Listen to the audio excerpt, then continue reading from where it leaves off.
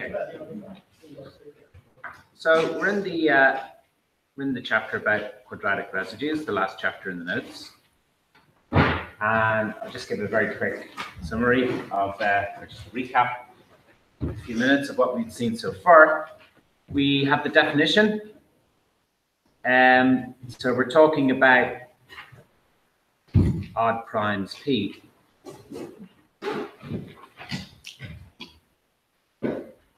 And what we say is, so we're interested in whether or not elements have square roots. So we say n is a quadratic residue. It's a quadratic residue modulo p if there exists some other number u such that n is congruent to u squared mod p. Okay, so think of u minus u as being two square roots of n. So n is a quadratic residue if there is a u floating around. So when you square u, consider it mod p is equal to n. And a quadratic non-residue, just if it isn't, if there does not exist such a u. Okay. Now we started off the discussion by examining a load of examples, meaning considering a load of odd primes p, some of the early odd primes, and basically looking at which numbers were squares and which weren't. And we could easily discover it by just simply squaring them. If you squared all the numbers mod p, you could see the results that came out, what were the quadratic residues. Values that didn't come out, as values from squaring things, would be the non-residues. And we quickly discovered that they split into halves, okay? So of the elements 1, 2, 3, up as far as p minus 1, which remember p is an odd number, so p minus 1 is an even number, so there's an even number of things here. So of these elements, exactly half, so in other words, p minus 1 over 2, half are residues and half aren't, or not. P minus 1 over 2 residues, p minus 1 over 2 non-residues. So that's nice and pleasing. Half of them have square roots, half of them don't. What we also discovered in looking at some of those examples was that the situation was a little bit complicated and interesting. Certainly numbers like 1, 4, 9, 16, if your modulus is going big enough, numbers like that, square integers, are certainly always going to be quadratic residues because we instantly recognize them as being squares because they're square integers. What's more interesting is seeing elements that aren't square integers occur as being quadratic residues for some moduli. But from looking at the early examples, there doesn't seem to be any very simple way of knowing. So for instance, a number like 2, for some moduli p, we saw that 2 was a residue, for some we saw it wasn't. Similarly for the other numbers, 3, 5, 6, 6, and 8, or whatever. As you raise the modulus and you take in more and more numbers of the non-square integers, the things that aren't obviously squares, sometimes they arise as quadratic residues, sometimes they don't. So there's a general kind of question kind of in the room is, given an n, given a p, how do we know if it's a quadratic residue or not? Now we do always have the naive way of just going back and looking at all these numbers, squaring them, or squaring the first half of them, and then just seeing if n comes out as a value. But that's a bit brute force, it's a bit naive. We're just kind of, we kind of have to inspect everything in order to answer a question, is one thing a quadratic residue? So we prefer some better, deeper, more sophisticated methods. Okay. So that was the main result we were able to prove early on. Half of them are residues, half of them aren't. Then we introduced a notation. Oh, sorry. The second major thing we proved was the multiplicative structure of them. Yeah. That was important. And this leads us somewhat into the notation. The multiplicative structure was residue multiplied by residue gave a residue. Residue multiplied by non-residue gave a non-residue. I mean, I know I've summarized this before, but it's helpful just to bring them all back to memory. A non-residue times non-residue gave a residue, yes. And this is exactly mirrors, and you should connect the two concepts, how positive and negative numbers behave. So positive by positive is positive, positive by negative is negative, and negative by negative is positive, yeah? And that's a significant connection because in real numbers, getting congruences and moduli, just in real numbers, the positive numbers are the ones that have square roots, the negative ones are the ones that don't.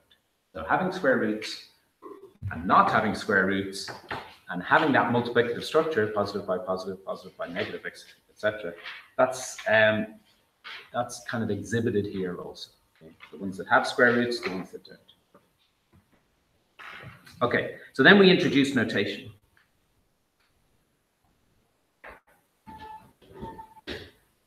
Something of what you might call an indicator function.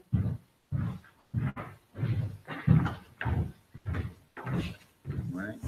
An indicator function. This was the Legendre symbol.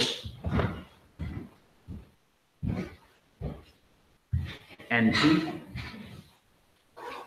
The straight line, unfortunately, the straight line doesn't have any direct connection with divisibility that we've used in the straight line for before. That's why we got the brackets for it. Other books write this symbol as n over p, which again is distracting because it doesn't really have anything to do with the fraction anyway. Although it kind of does because it kind of suggests a congruence class. But anyway, that's in other books. We're going to adopt this notation. So when we say it's an indicator function, well, it takes two values, well, three values really. 0 if p divides n. But really, that's not a genuinely interesting case. The prime number divides n. It's defined to be 0. That's just kind of to make some multiplicative things work. But the really interesting cases is we define it to be +1 if n is a residue mod p.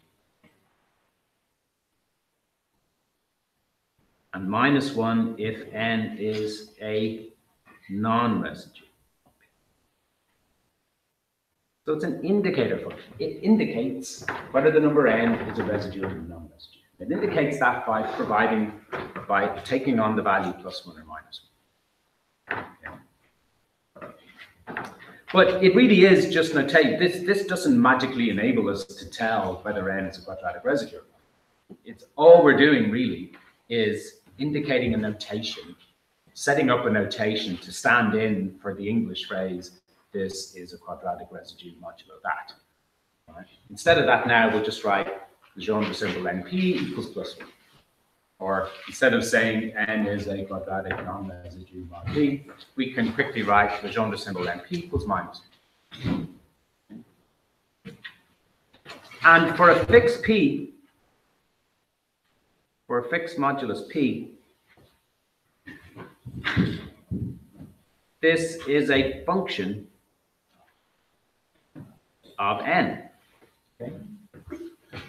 So you can think of p being fixed and think of multiple values going in the first argument, in the first position. And the thing will take the value +1 or -1 accordingly as it is a quadratic residue or a non-residue.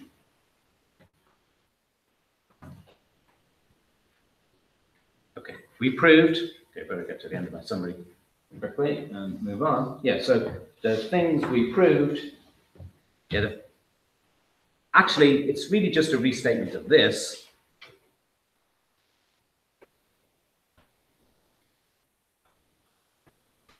So it isn't really something extra. We'd already done the proving work up here, but the Legendre symbol NP is multiplicative.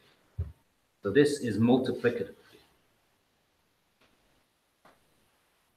When you think of it as a function in the first position, i.e., if you take a product of things and evaluate the Legendre symbol, it's going to be the product of the two Legendre symbols.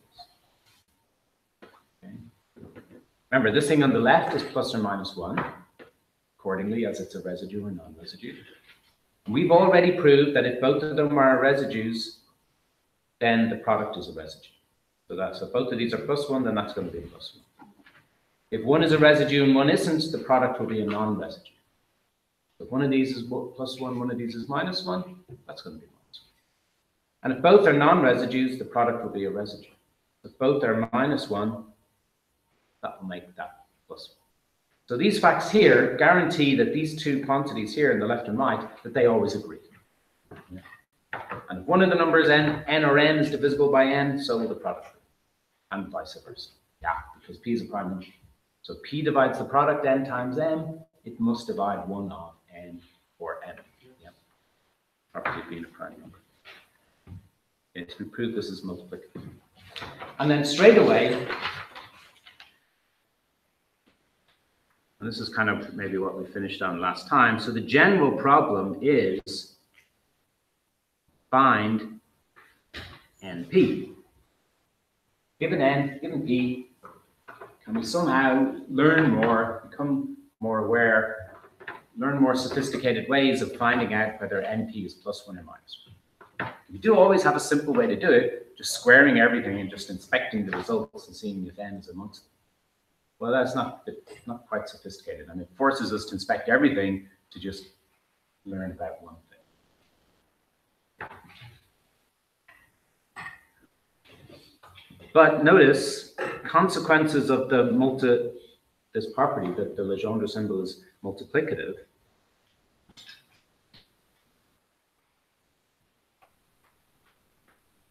Okay, we like our nice canonical way of writing positive integers. We can write them as a prime factorization. Always have a rubber stamp made of that notation. We just stamp it down, okay, so it occurs a lot. We think about it a lot. Any integer factors into powers of primes. Well, so that, and I think I finished with this last time. That means we should think of the Legendre symbol n mod p like this. Because we've just proved it's multiplicative. It's a multiplicative function of the number in the first argument. So this number now we naturally think of integers as big products of primes. And if you just extend the multiplicative property,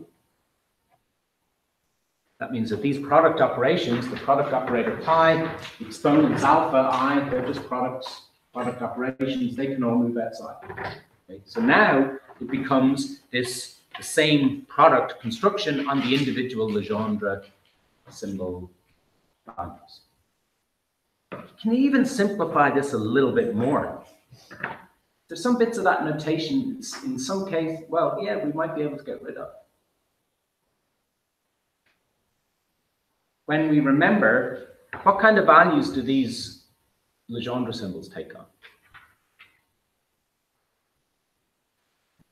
Ones and minus ones. So if you've got a big product of ones and minus ones, we don't necessarily need to record all these exponents. What information do we just need to record? Or kind of simplify it a little bit more. I mean, what happens when you raise them a 1 or a minus 1 to a power? You get 1 or minus 1, yeah? If the number started off as 1, it'll forever be 1 when you raise it to a power. If the number started off as minus 1, it alternates between square it, it's plus 1, you cube it, it's minus 1, fourth it, it's plus 1, raise it to the power 5, it's minus 1. It just depends on the parity of the exponent, whether the exponent is odd or even. So we could even forget the exponents. We don't actually need the value of those alpha I. We just need to record whether or not they're odd or even.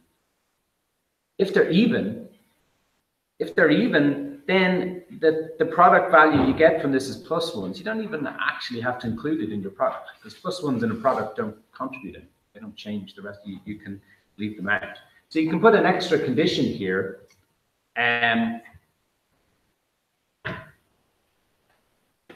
that the alpha I had to be even. Okay? So adding this extra condition on the product operator says you only include this term. Include this term if I is the index between 1 or r, if it's one of the primes dividing m. But you only include it if 2 divides alpha I. If alpha I is even. No, if alpha I is odd, isn't it? They're the only ones we have to record, because even ones will always give +1. So it's only if 2 does not divide alpha I. It's only the odd, it's only those i's for which the exponent is odd that we have to deal with this term. And we don't actually, like if the alpha I was 5, you don't have to record the fact that it was 5, because if it was 5 and the Legendre symbol was +1, it'll still be +1. If the exponent was 5 and the Legendre symbol was -1, it'll still be -1. So the actual value of the exponent is not important, just whether or not it's odd or even, and what the actual value of that Legendre symbol is. Okay? So in this way, we see, we can get on to some fresh stuff, we see that the general problem reduces to evaluating PQ for primes P and Q. So if we can understand how the Legendre symbol operates in primes, or the way we defined it, the second entry always has to be a prime. We talk about quadratic residues modulo that prime. But if we can understand it when you've got primes in both positions, then using this fact, we will, in principle, in principle, we understand all Legendre symbols once we know how Legendre symbols operate on primes. So that becomes our problem for the moment. Okay? And this is going to culminate in the law of quadratic reciprocity. A rather grand title for a kind of high point of the course. Okay? The law of quadratic reciprocity, which kind of answers that question. Or it answers that question in a kind of a partial way that gives us an algorithm for, quite a good, efficient algorithm for calculating. So that's where we're marching towards. Is it quadratic law? Sorry? Quadratic? The law of quadratic, the reciprocity. Right, the word reciprocal. Reciprocity. Reciprocity, me to you, you to me. Reciprocal. Law of quadratic reciprocity. Okay, so we can now go. So that's the review.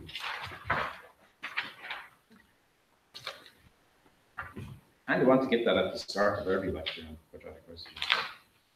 We don't have to start. Okay. So straight away we're going to see a technique or a formula, if you like, for evaluating NP. And it begins with a memory. Recall Euler's theorem. Because we're talking about squares and being congruent to plus or minus 1. So we remember things that are kind of looked a little bit like that. Euler's theorem told us that if the GCD of A and M was 1, then A to the power phi of M was congruent to 1 modulo A. Indeed, that's one of the central things in the coursework you were working on. And the special case of this has the name Fermat's little theorem, opposed to his last theorem. So Fermat's little theorem was that if P does not divide A, then A to the P minus 1 is congruent to 1 modulo P. P minus 1 is, of course, phi. P is a prime number. Its Euler closure value is P minus 1. Okay, well, we can get a really, Remember, P is an odd prime. So this result is about powers being congruent to 1. But suddenly we can make it be a statement about squares. Because if P is odd, P minus 1 over 2 is even. That means we can half it and still have an integer. Well, that's the same, isn't it? A to the power of P minus 1 over 2, if you square it, it's then A to the power of P minus 1. Yeah? The squaring cancels the halving in the exponent. Multiplying by 2 cancels the division by 2 in the exponent position. That P minus 1 over 2 is the exponent on A. So that's congruent to 1 mod P. Now this is interesting, because suddenly now we're talking about squares being congruent to 1. But you see, this statement here is just an instance of the polynomial. Think x squared congruent to 1 mod P. Now what things do we know about such polynomials that we did in previous chapters? That's a quadratic polynomial modulo prime. How many solutions might it have? At most 2. Yeah, that was Legendre, the other guy. Lagrange's theorem. Lagrange's theorem told us that a polynomial congruence modulo prime had at most, the degree of the polynomial gave you an upper bound of the number of solutions. So this polynomial has at most 2 solutions. Now it does have 2 solutions, because you can easily give me 2 solutions of it. 2 solutions of x squared congruent to 1? Yes. Plus or minus 1, yeah.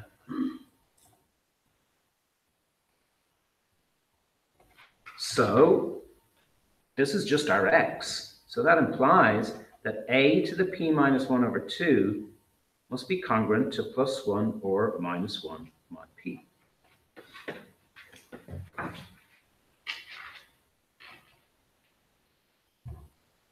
Hang on a minute. There's an operation we can do on congruence classes that gives us plus 1 or minus 1. And it's an exponent type operation. It's a power type operation. Not exactly squaring, because I'm trying to connect it to quadratic residues. It's not exactly squaring, but we are raising it to the power of a half of something significant. So there is some connection to quadratic stuff. We're raising it to a power which is half of something very significant. It's the number of congruence classes in the multiplicative group, and when you raise anything to that power, you get 1. So p minus 1 is quite a significant number. Raising it to the power half, you get plus 1 or minus 1. This is looking like it could be an indicator. Maybe it is. Maybe we discovered the Legendre symbol. So is this the Legendre symbol?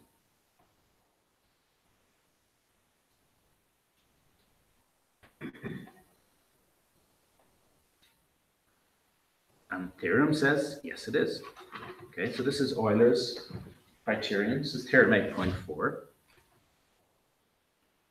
says basically yes.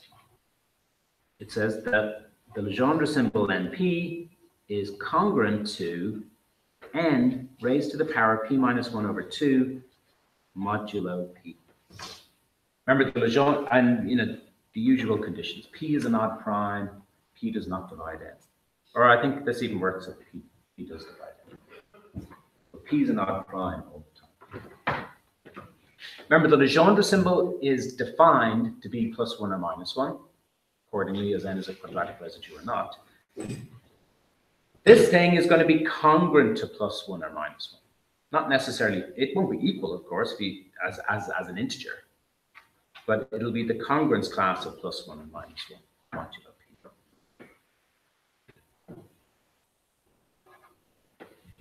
Now, proof of this.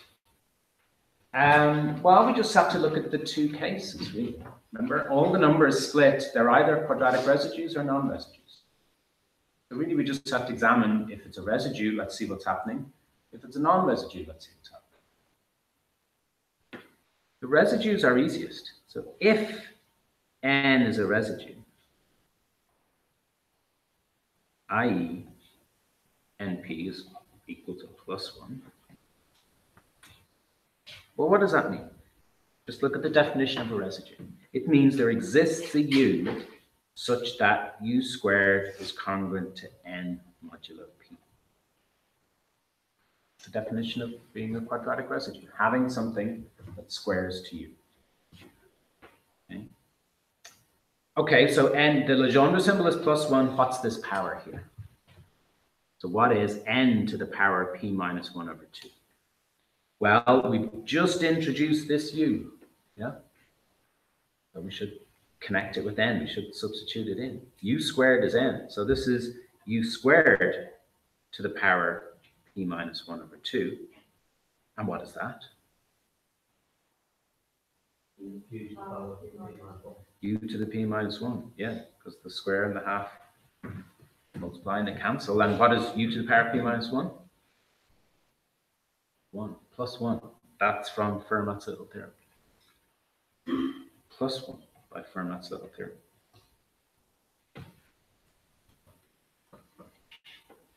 Right? But what if, so they agree in the case when n is a residues. Okay, so this is half, if this is right, half the time at least. The two sides do agree when n is a quadratic residue. So let's look at the other half of the times. If n is a non-residue,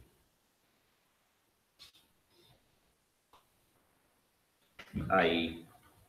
the Legendre symbol is minus 1, is it the same as this? So what is, see, this time we don't have a u to take hold of. So we're kind of left thinking, what is n to the power of p minus 1 over 2? Question mark. Well, we know it's congruent to plus 1 or minus 1 on p. And we want it to be congruent to minus 1 for the sake of the result. We don't want it to be congruent to plus 1. Well, see, where are the plus 1s? We're considering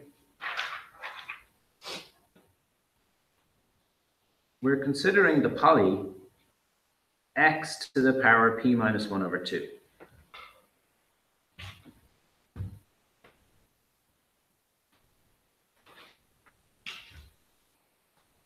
Now we're worried about, in this case, whether it could come out as plus 1 again.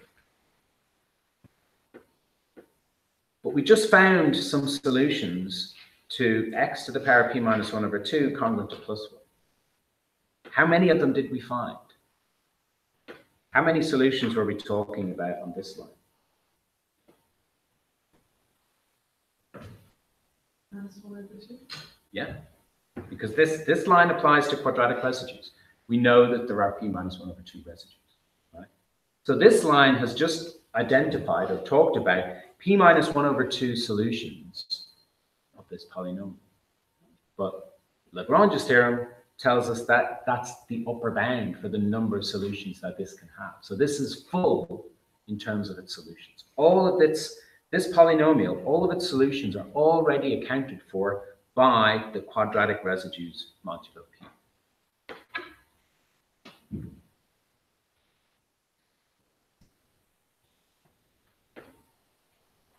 All its solutions, meaning this polynomial solutions, are accounted for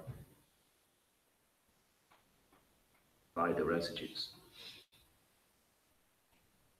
So that means when we're looking at a non-residue n, in this case, it cannot be congruent to plus 1. N to the power p minus 1 over 2 can't be congruent to plus 1, because that would be an extra solution.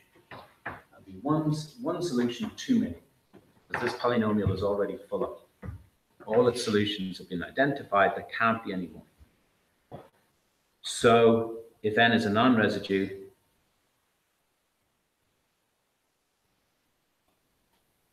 n to the power of p minus 1 over 2, it cannot be congruent to plus 1, so that forces it to be congruent to the other possibility, which is minus 1, which is the same as np in this case. Yeah? Because that's minus 1. N is a quadratic non-residue. So that's a proof, yes. Suddenly, ta-da, we've got a nice formula. We've got a formula for working out the status of n modulo p. It doesn't require us to inspect every other congruence class necessarily, kind of. It does ask us to do a fair bit of exponentiation. You have to multiply n by itself, p minus 1 over 2 times.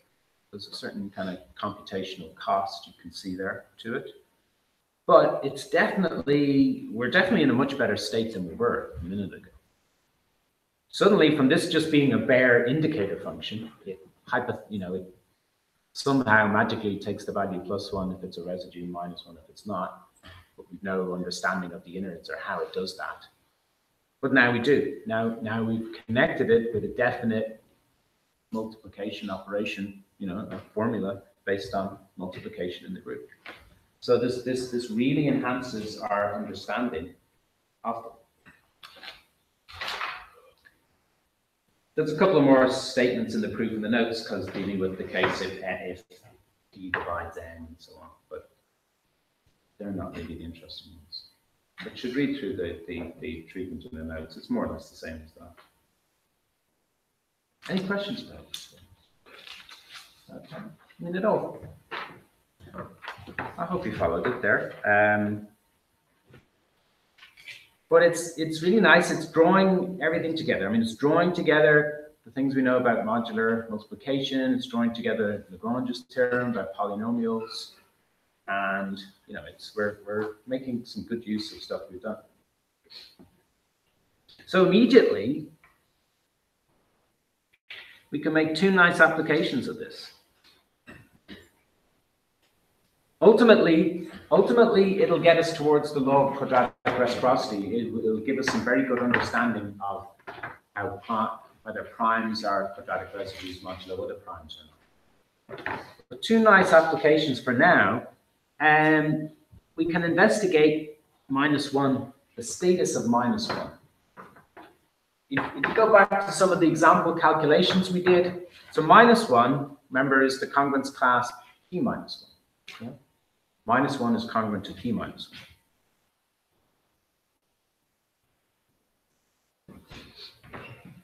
In those first examples we did, sometimes, the last number, p minus 1, sometimes that was a quadratic residue, sometimes it wasn't.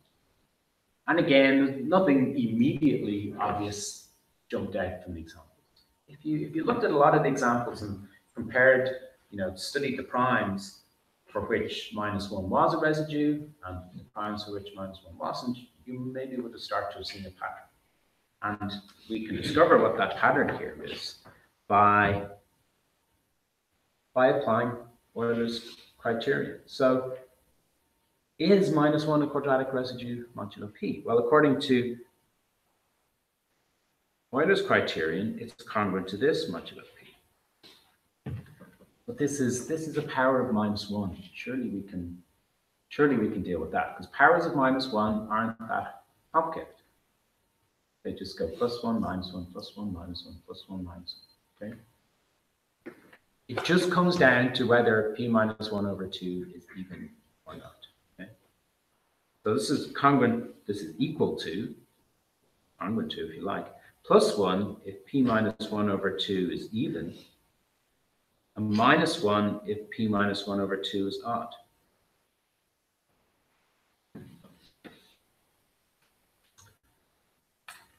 When is p minus 1 over 2 even? So, we'll just say that's equal to +1. What's maybe a slightly better description of p minus 1 over 2 being even? P minus 1 over 2 being even is when 4 divides p minus 1. Yeah? If you half something and it's still even, that means that you can divide it by 2 again and get an integer. So half of something is even when 4 divides the sum. I.e., p is congruent to 1 mod 4. And p minus 1 over 2 is odd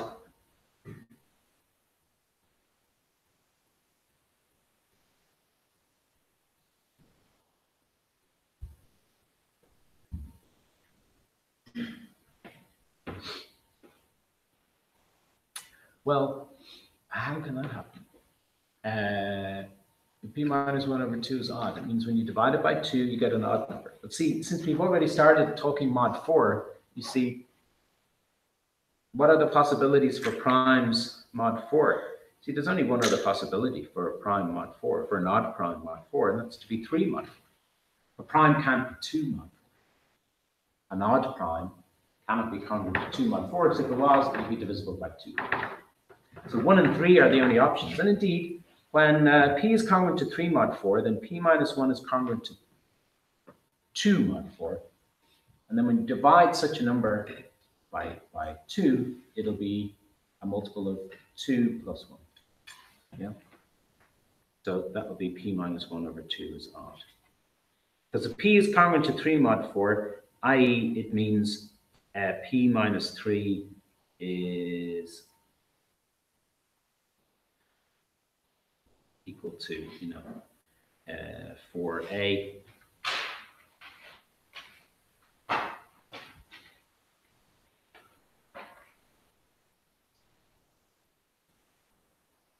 i.e. P is equal to 4a plus 2 plus,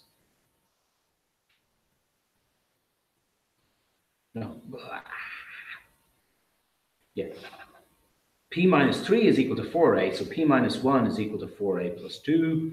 So I'm just trying to squeeze that in my brain. P minus 1 is equal to 4a plus 2, so when you divide it by 2, you get P minus 1 over 2 is 2a plus 1, i.e. in an odd number. 2a plus 1, an odd. So that happens in the case P congruent to 3 and 4. So suddenly we might say we have a very good understanding of minus 1. Minus 1 is a quadratic residue if P is congruent to 1 mod 4, and it's not if P is congruent to 3 mod 4. So now we can easily and quickly recognize whether minus 1 is a quadratic residue or not. It just comes down to the status of P mod 4. And even if P was a huge number, a ginormous number, you can still really quickly divide it by 4 and see what the remainder is. Dividing by 4 is really easy. In fact, if you had all the digits of P, you can just ignore all of them except the last 3, because 4 divides 100. And all the more significant digits are all just representing multiples of 100, or 1,000, or 10,000, or million, etc., etc. So it's really just the last 2 digits, isn't it? The tens and the units. If you had the prime number in decimals, you have to look at its rightmost 2 digits and take the modulus of that mod 4. So presented with some kind of representation of a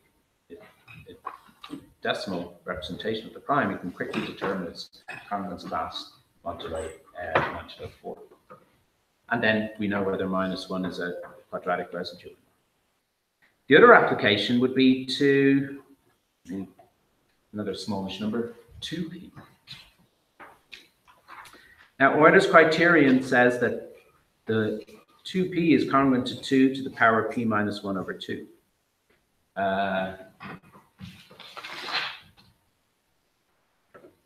So this isn't,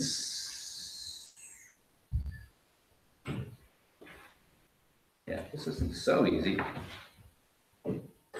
But to get to mod p, but to examine this, multiply all, what are we doing? Multiply all the even congruence classes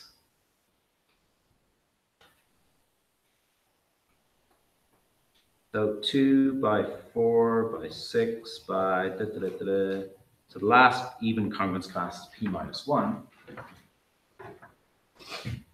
Multiply all them together. Now they're even, so you can divide them all by 2. You can extract a factor of 2 out of them all. Now we're taking 2 out of a product, so you have to count how many times you take it out. How many numbers are here? Well, if I had all the congruence classes, there'd be p minus 1 of them. 1, 2, 3, 4, 5, 6, 7, p minus 1. So I've just got the even ones, I've got half. Yeah, so it's just half. So I can take out p minus 1 over 2 factors of 2. And then that will be multiplying 1 by 2 by p minus 1. So that's 2 to the power of p minus 1 over 2 times the factorial of p minus 1. It's actually equal to it, but really all we need is that it's congruent to it. It is actually equal, so... Factor of 2 over p minus 4. Oh, over 2, yep. Thank you. Yeah, but the 2 goes to 1, 4 goes to 2, 6 goes to 3, so it's counting all the way to p minus 1 over 2. And yeah, indeed. Okay. P minus 1 over 2, take the factorial of it. And now, of course, 2 to the power of p minus 1 over 2 is the thing from Euler's criterion. So that's interesting. Now we multiply them again, but differently.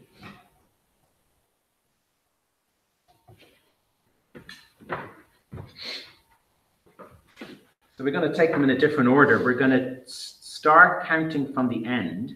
So we take p minus 1 over first, then we take 2.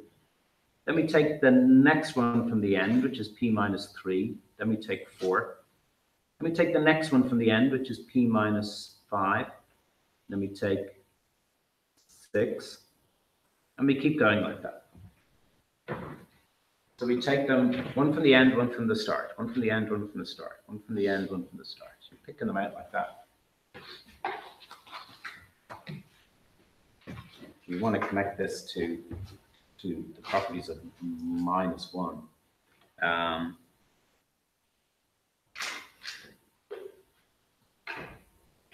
This is congruent to minus 1. This is congruent to 2.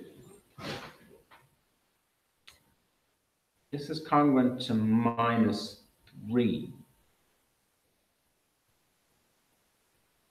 So some of them I want to have a minus sign, some of them I don't.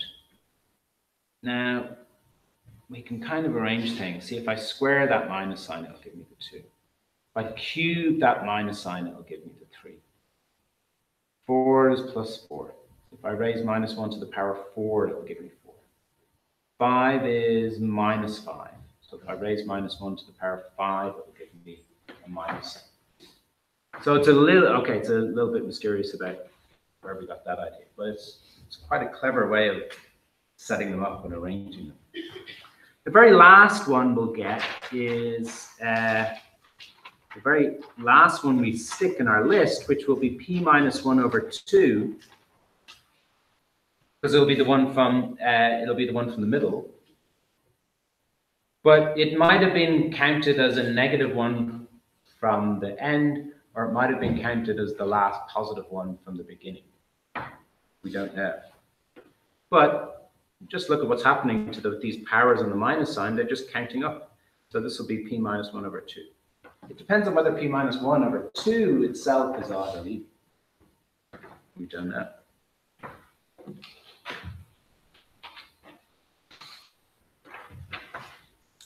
But see, now we multiply these together this way. So we do the product. Again, the product down the left is the product of all the evens. 2 by 4 by 6 by all the way to p minus 1 over 2. No, all the way to p minus 1. Because you've got all the even congruence classes to here on the left. Multiplying them all together. When you multiply all these things together here on the right, well, you see you've got the p minus 1 over 2 factorial. You're multiplying together a load of minus 1s raised to various exponents. And when you multiply together different powers of minus 1, what are you doing to the exponents? You're adding the exponents.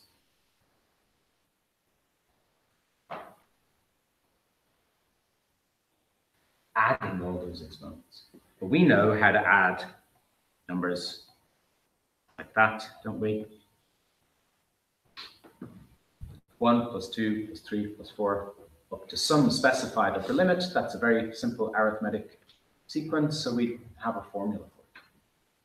Probably remember it as 1 plus 2 plus all the way to n is n over 2 times n plus 1. Yeah. Can't compare is n plus 1, n plus 1, n plus 1. So you have n over 2 times n plus 1. So in this case, that would be n over 2 is p minus 1 over 4 multiplied by n plus 1. So 1 greater than what we have here, which would be p plus 1 over 2.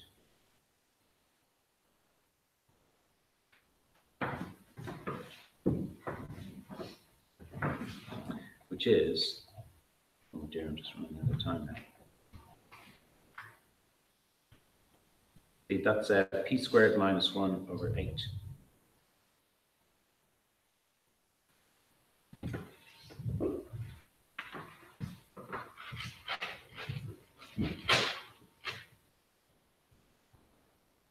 So putting all the, I'll finish up now in a minute. Putting all these together, see, we took all the even congruence classes and we multiplied them together. First time round, we got the power of 2 that features in Euler's criterion. Euler's criterion here. And this factorial. The second time round, we multiplied them. We got the same factorial and this interesting power of minus 1. Remember, powers of minus 1 are easy enough to deal with. Just depends whether the exponent is odd, or even. So equating these, or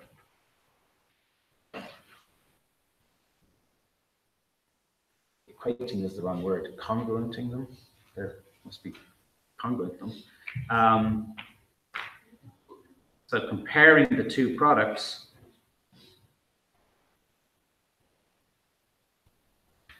So the two products 1 and 2. So 1 was this first product, 2 is this second one. They are both congruent to the product of all the even congruence classes. So we get 2 to the power of p minus 1 over 2, p minus 1 over 2 factorial being congruent to p minus 1 over 2 factorial minus 1 to the power of p squared minus 1 over 8. Okay, get rid of the factorials. We are allowed to cancel things if they're co-prime to the modulus. Remember, this is a congruence mod p. If something is co-prime to the modulus, you can cancel it.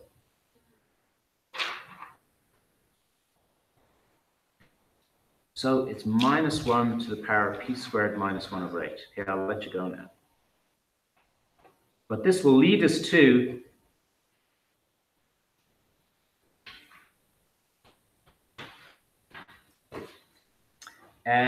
all we have to do is just consider the possibilities for p mod 8. See, we're talking about a minus 1 to the power of something divided by 8. So that suggests we should consider the something mod 8. You know what this value on the right is, provided you know whether the exponent is odd or even. Then you know it's plus 1 or minus or whatever. And if you examine the different cases for p mod 8, you will know what p squared minus 1 is mod 8, and we'll be able to say what that is. What are the possibilities for p mod 8? Prime numbers modulo 8. What can they be?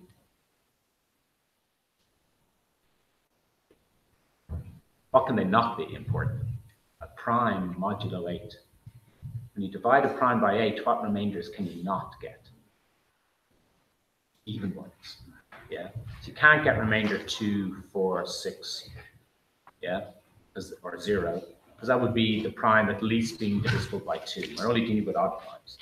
So the cases, the possibilities for primes modulo 8 are 1, 3, 5, or 7. So there's just 4 cases, 4 separate cases you can look at. In each of the 4 cases, you can determine p squared minus 1 mod 8, and then you'll know the value of when you divide it by 8, whether it is positive, even, or odd. Okay, I'll finish there. I'll wrap.